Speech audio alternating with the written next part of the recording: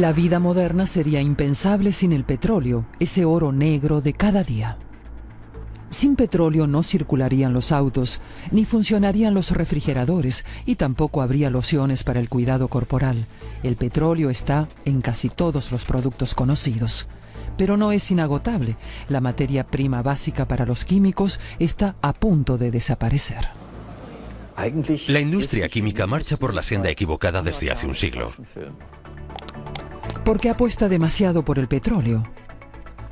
Sin petróleo se acabaría el negocio y las multinacionales de la industria química temen por su futuro.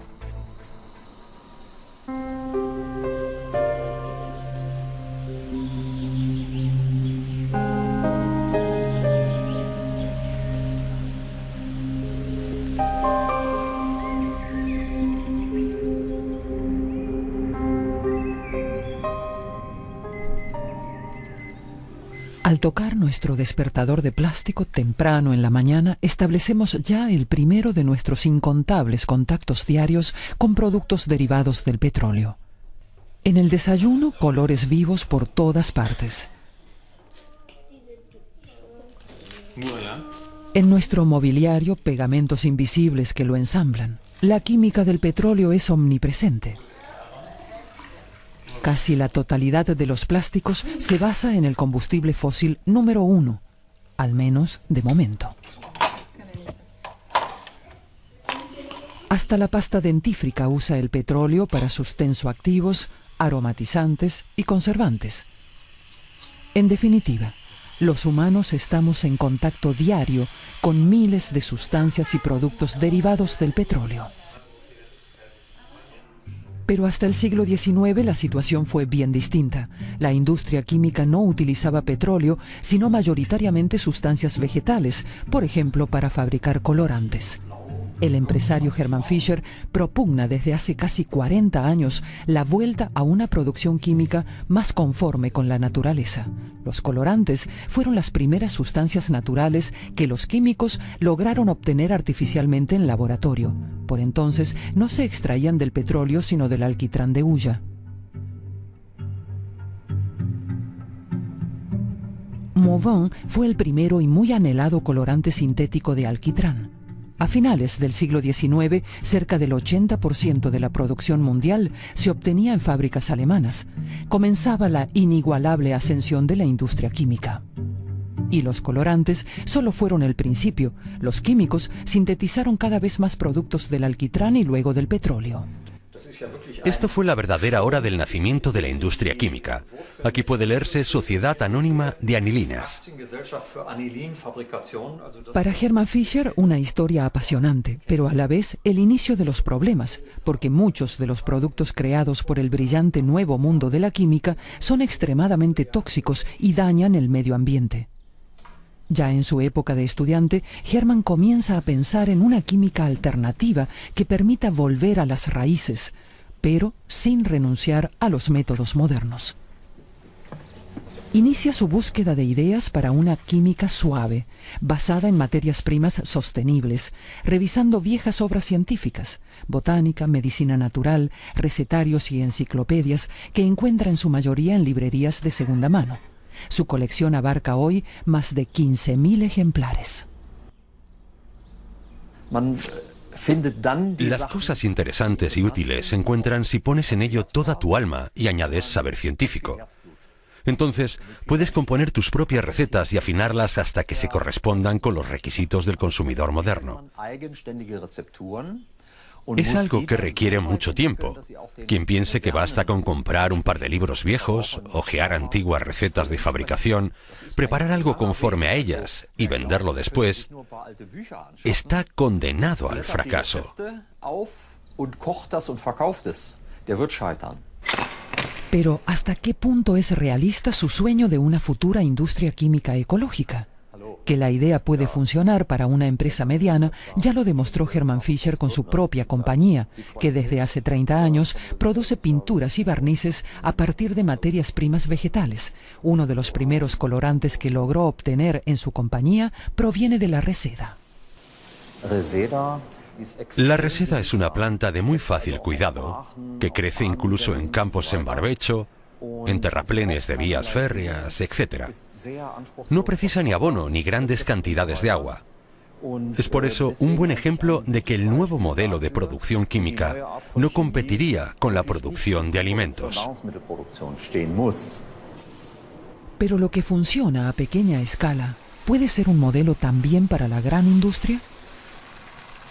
La planta de reseda, una vez triturada, debe cocer durante varias horas, un proceso bastante prolongado. Y un proceso que las multinacionales químicas no practican porque resulta demasiado costoso. Para obtener colorantes, prefieren seguir usando el petróleo. No se vislumbra una reconversión del modelo químico, a pesar de que sería factible. 25 kilos de reseda producen hasta 13 kilogramos de pigmento, pero las pinturas de pared precisan además de otros ingredientes para adherir y cubrir bien. Por ejemplo, aceites extraídos del lino, el ricino o el girasol. O resinas y ceras. ¿Materias primas para la química del mañana? Algo está claro. El petróleo, que hoy predomina absolutamente como materia prima, será una exótica rareza dentro de 50 años. Por eso debemos iniciar ahora la reconversión, el cambio de modelo químico, para que no suceda como con el cambio de modelo energético, que al hacerse precipitadamente está provocando muchos fallos. Fallos que podrían evitarse si los químicos se detuvieran a considerar los tesoros que la naturaleza ofrece, por ejemplo, la resina del alerce de los bosques alpinos. Pero no resulta sencillo recoger estos tesoros. Casi nadie desea empeñarse en una extracción tan dificultosa y que requiere mucha experiencia. Solo los resineros saben perfectamente cómo extraer la resina sin dañar el árbol. La resina contiene muchas sustancias de interés para la química del futuro: aceites, colorantes, saborizantes, ácidos.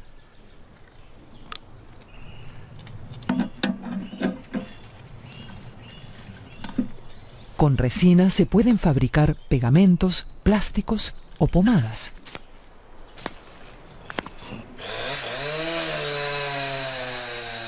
Para los farmacéuticos, los bosques de montaña pueden esconder auténticos tesoros. Otro ejemplo es el pino cembro. De sus agujas se extrae aceite para fabricar barnices y fitoprotectores.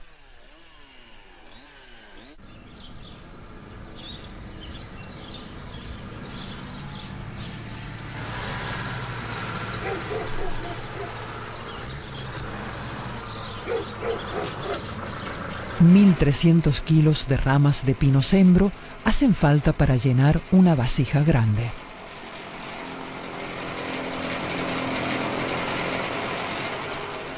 De la que solo saldrán al final 12 litros de aceite tras calentarlo más de 6 horas con vapor de agua hirviendo.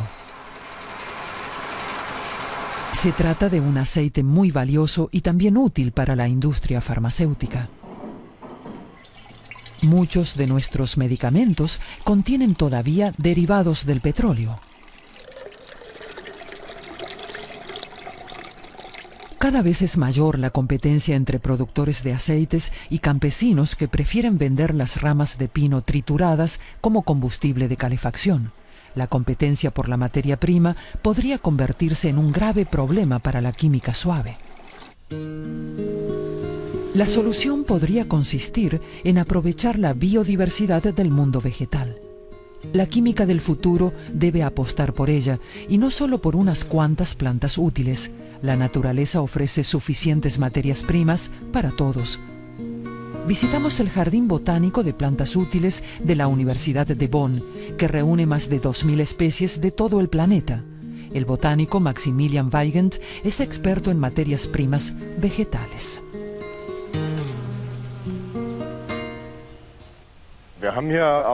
Existen sobre la Tierra más de 300.000 especies vegetales, de las que al menos 50.000 son útiles como materiales o alimentos. Es decir, que tenemos un catálogo casi inagotable de plantas con diversas propiedades que, si se plantan, cultivan y mejoran sus semillas convenientemente, podrían con seguridad cubrir prácticamente todas nuestras necesidades. El lino, por ejemplo. Su aceite es un ingrediente para pinturas, masillas o linóleo, y con sus fibras pueden tejerse telas.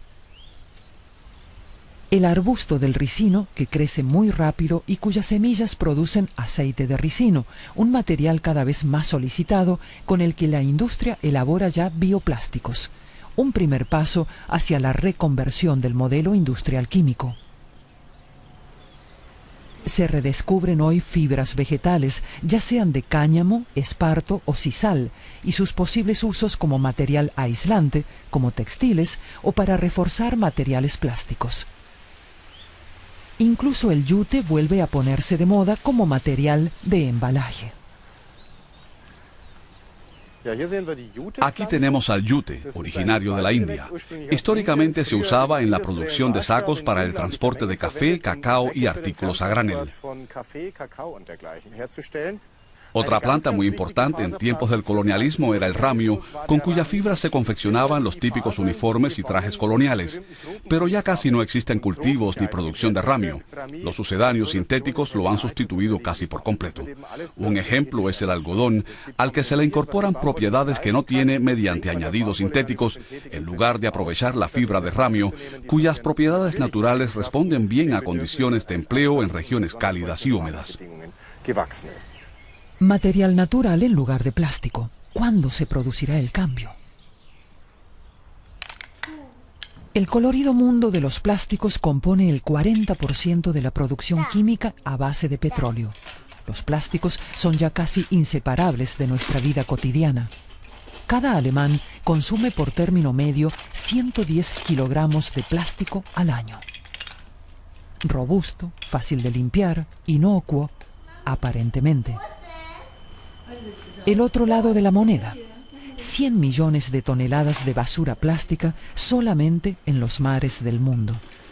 La Unión Europea pretende próximamente prohibir las bolsas de plástico. Plástico en el calzado.